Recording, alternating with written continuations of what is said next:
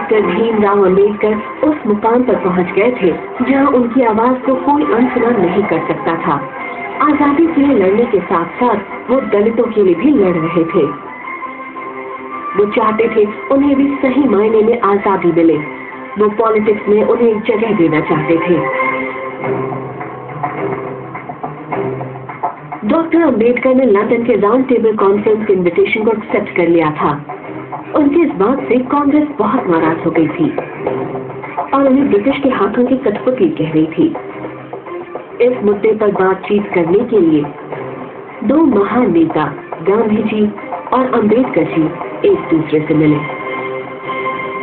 उनका उद्देश्य एक था, लेकिन उनके तरीके अलग थे। अंबेडकर ज्यादा खुले विचारों के थे, ज्यादा बोल्ड थे। वो दलितों को हिंदुत्व से बाहर ले जाना चाहते थे। गांधी जी को लगा कि छुआछूत को मिटाने से, दलितों को ज्यादा राजनैतिक सुविधाएं देने से वो हिंदुत्व को बचा सकते हैं। पर उनमें थोड़ी अनबन के बावजूद उन दोनों का लक्ष्य एक ही था।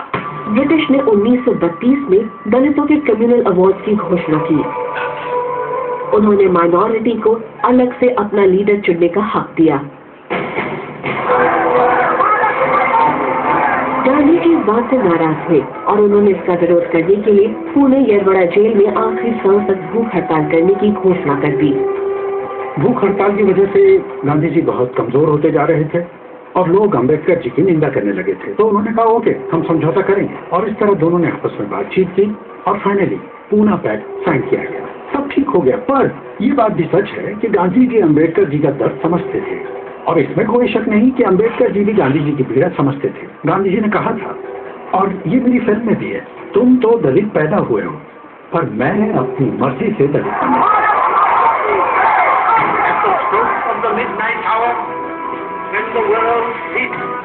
India will awake to life and freedom. 15 अगस्त 1947 को जब भारत आजाद हुआ तो गांधी जी और अंबेडकर जी के बीच की कड़वाहट मिट गई और उसकी जगह समझदारी और आपसी भरोसे ने ले ली। गांधी जी ने खुद भारत के पहले लॉ मिनिस्टर के लिए अंबेडकर जी का नाम दिया था। लॉ मिनिस्टर बनकर डॉक्टर अंबेडकर ने एक ड्राफ्टिंग कमेटी शुरू की जिसका काम था सब कुछ ध्यान में रखते हुए इंडिया को एक अच्छा कॉन्स्टिट्यूशन देना। बचपन में जिस लड़के को उसकी कास्ट की वजह से अच्छे स्कूल में एडमिशन नहीं मिल रहा था, वो इंडिया की सबसे इम्पोर्टेंट किताब लिख रहा था, द कॉन्स्टिट्यूशन ऑफ इंडिया। मुद्दा ये नहीं है कि भारत का भविष्य क्या होगा, मुद्दा ये है कि हमारी जातियां और सोच अलग होने के बावजूद क्या हम मिलकर एकजुट होकर सही निर्णय का साथ दे सकते हैं? क्या हमारी अनेकता में एकता हो सकती है? अगर हाँ, तो दुनिया की कोई ताकत हमें तरक्की करने से नहीं रोक सकती।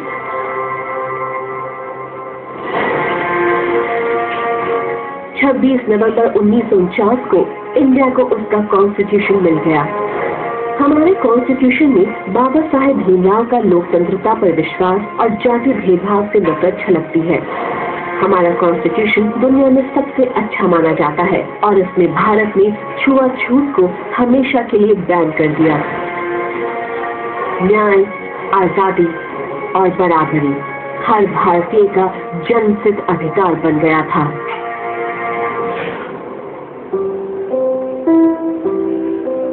वो सिर्फ दलितों की भलाई के लिए नहीं बल्कि बाकियों के लिए भी काम करते थे।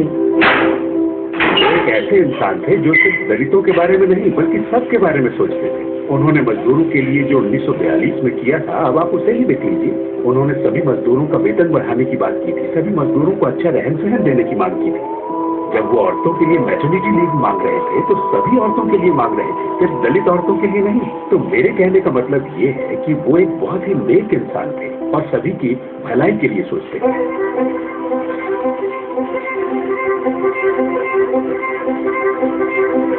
डॉक्टर अंबेडकर अब बूढ़े हो रहे थे, लेकिन वो नई नई चुनौतियां ढूंढते रहते थे, जैसे कि वायलिन बजाना।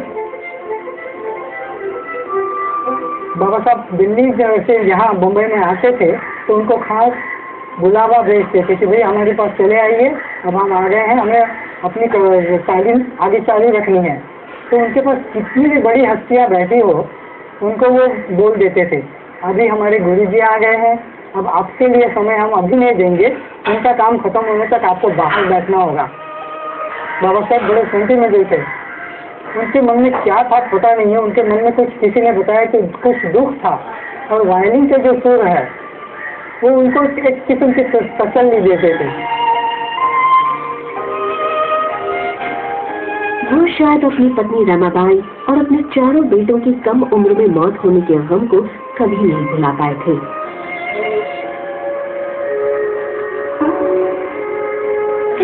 उन्नीस 1948 में 57 साल की उम्र में उन्होंने दोबारा शादी की। उनकी पत्नी डॉक्टर शारदा कबीर एक ब्राह्मण थी। न्यूयॉर्क टाइम्स ने शादी को अमीर और गरीब की शादी से ज्यादा महत्वपूर्ण कहा था।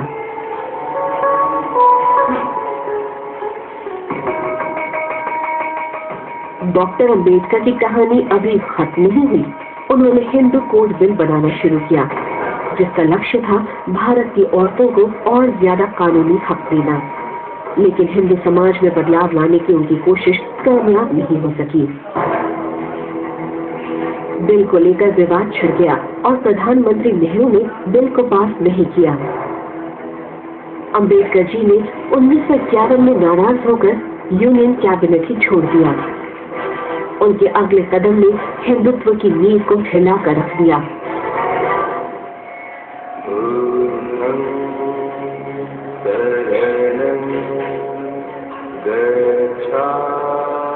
अक्टूबर 1956 को डॉक्टर अंबेडकर अपनी पत्नी के साथ नागपुर की दीक्षा भूमि पर पहुंचे।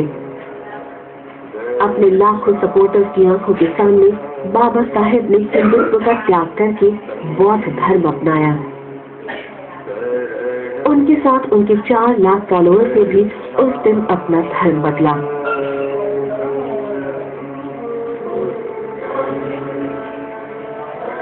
दो महीने बाद 65 साल की उम्र में बाबा साहेब का देहांत हो गया।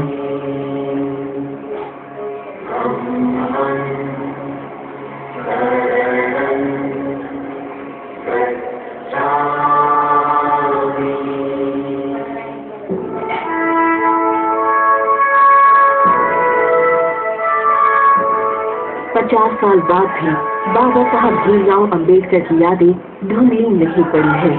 उनकी सोच और कर्मों ने हम सभी की जिंदगियों पर गहरा प्रभाव डाला है। तभी उनका नाम भारत के महान लीडर्स की लिस्ट में शामिल है और हमेशा रहेगा। वो अमर है।